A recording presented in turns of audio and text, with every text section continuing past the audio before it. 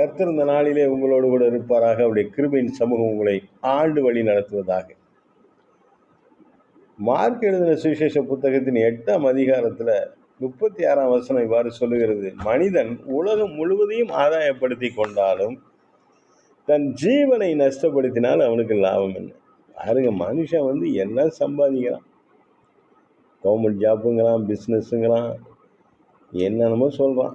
சம்பாதிக்கிறதுக்கு எத்தனையோ வழியை சொல்கிறான், புரியல. அந்த காலத்தில் மார்க்கெட்னா காய்கறி விற்கிற இடம், மீன் கடை.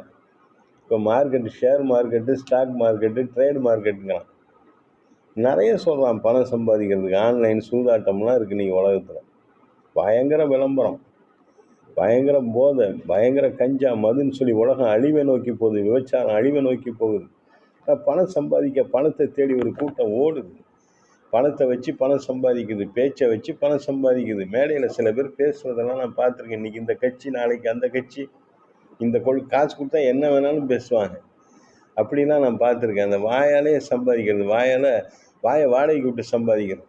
ஆனால் தன் ஜீவனை நஷ்டப்படுறது. உலகத்தில் என்ன தான் சுற்றி வந்தாலும் சாவணும், மரணம், அது தவிர்க்க முடியாது. எல்லா மனுஷனும் சந்திக்க வேண்டிய ஒரு பயணம் மரணம்.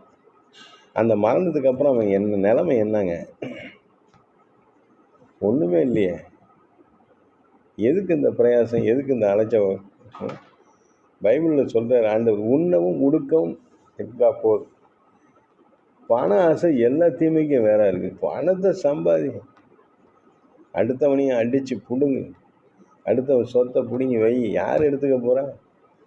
லஞ்சத்தை வாங்கி வாங்கி வாங்கி வீடை கட்டி வச்சு யார் குடியிருக்க போகிறான்? அவன் மரணத்துக்கு அப்புறம் நீ எத்தனை நாளைக்கு இருக்க போகிற? அடித்து பிடிச்சி சொத்தை வாங்கி சேர்த்து வச்சு என்ன பண்ண போகிற? ஒன்றுமே கிடையாது, ஒன்றும் கிடையாது. சைபர். உன் ஜீவனை நஷ்டப்படுத்தி, உன் ஆத்மா நஷ்டப்படுத்தி நரகத்தில் வாழ்கிற வாழ்க்கை தேவையா? ஜீவனை விரும்பணும், நித்திய ஜீவனை விரும்ப வேண்டும். இயேசு கிறிஸ்து நித்திய ஜீவனை தருகிறார். அவருடைய நல்ல காரியங்களை நாம் கற்றுக்கொண்டு அவரை பின்பற்றுகிற பொழுது நமக்கு நித்திய ஜீவன் வருகிறது. அல்லேலூயா.